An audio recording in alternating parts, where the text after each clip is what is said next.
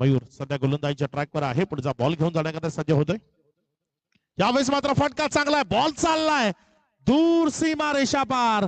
षट 6 चेंडू आणि 26 धावा. गोलंदाजीच्या ट्रॅकवर आकाश सज्ज आहे, पहिला बॉल घेऊन जाण्याकरता सज्ज होते. पहिलाच बॉल चाललाय दूर सीमा पार.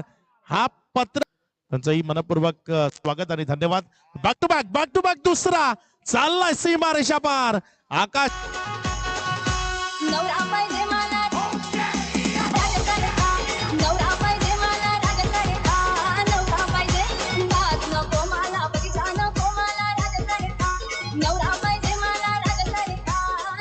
सर्व क्षेत्रात अगदी हवेप्रमाणे जात होतो. वाह काय फटका सजवलाय, बॉल चाललाय सीमा रेषा पार. षटकार 6.